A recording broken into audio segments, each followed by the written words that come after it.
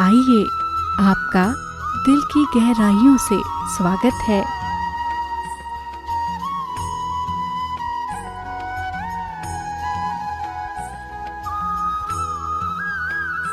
Project 1 वर्तमान पल बने यादगार कल।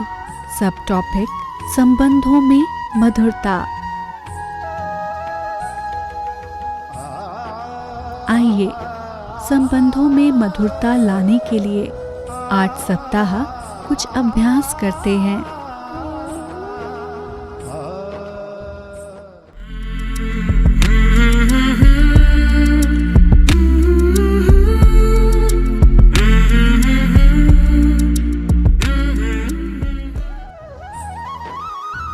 संबंधों में मधुरता का आधार है दिव्य गुण।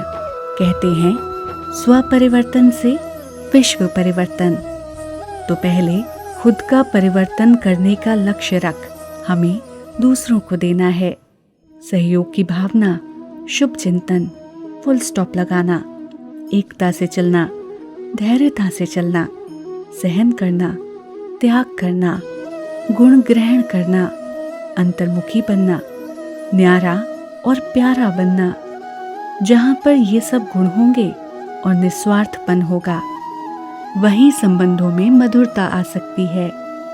संसार में जितने भी कलह कलेश हैं, उसका मूल कारण किसी न किसी दिव्य गुण का अभाव है।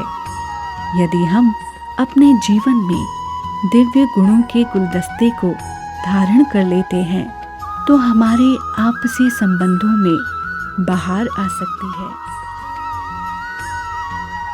गुणग्राही।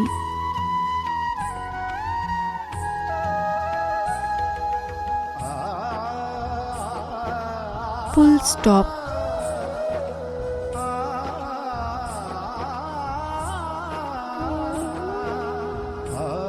त्याग।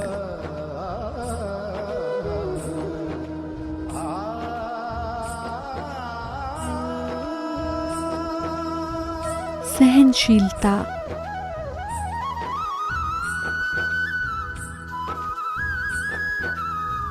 अंतर्मुखता।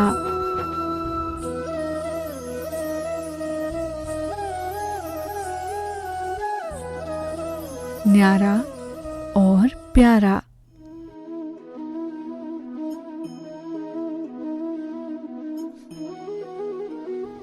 एकता।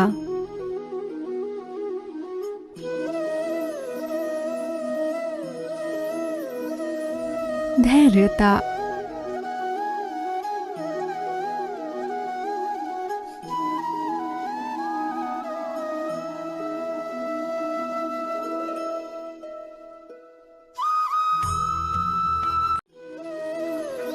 समय के आरंभ से ही मनुष्य को एक प्रश्न सदा पीड़ा देता है कि वो अपने संबंधों में अधिकतम सुख और कम से कम दुख किस प्रकार प्राप्त कर सकता है।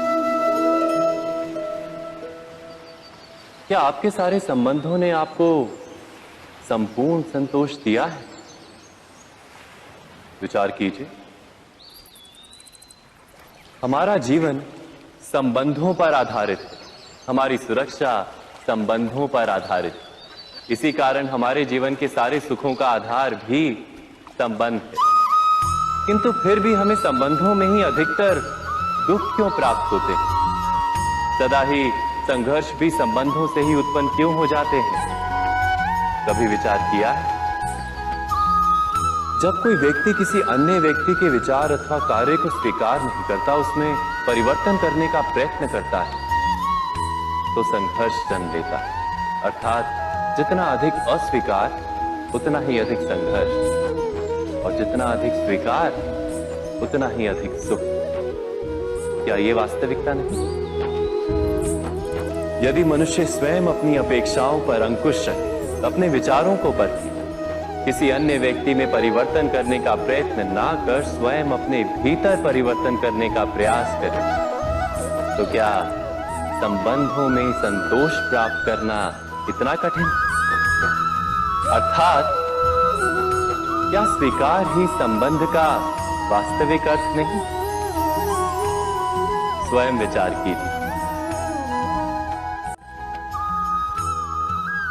इस वीडियो में जो भी प्रश्न पूछे गए हैं वह आप स्वयं से कीजिए।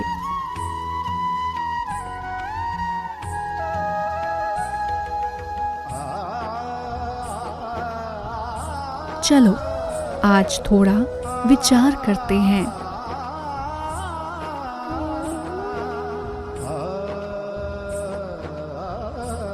संबंधों में दरारें किस कारण से हुई हैं? हमें देवताओं जैसे सबके साथ अर्थात एक भी व्यक्ति ऐसा ना हो जिसके साथ हमारा मधुर संबंध ना हो।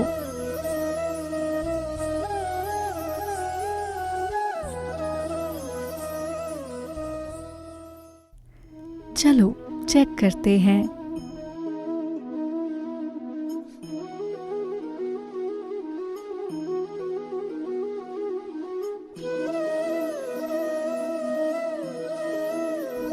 मुरली में बाबा ने कहा कि कलयुगी इंसान भी आसुरी प्यार से हिंसक जानवर को अपने वश कर लेता है।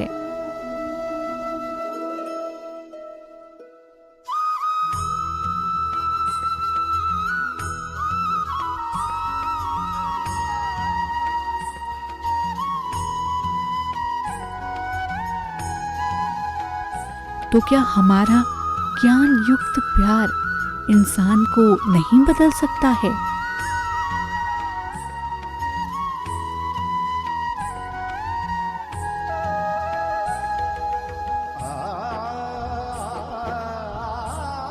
जैसे कहा गया है कि सतयुग में देवताएं सब आपस में बहुत प्यार से रहते थे, तो हिंसक प्राणी भी हिंसा को छोड़ आपस में प्यार से रहते थे।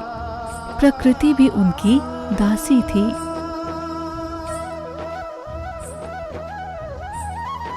तो कहाँ गया मेरा ये सच्चा प्यार?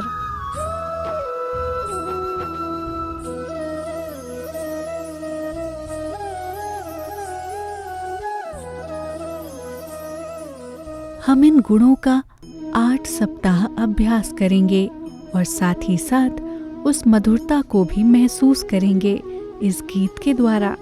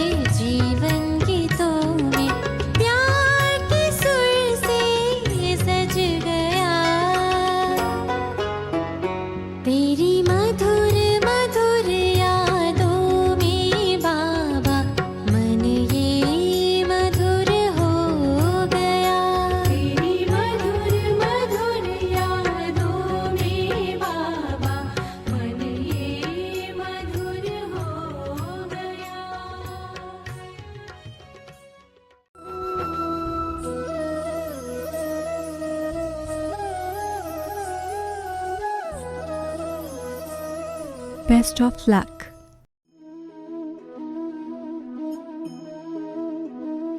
Thanks.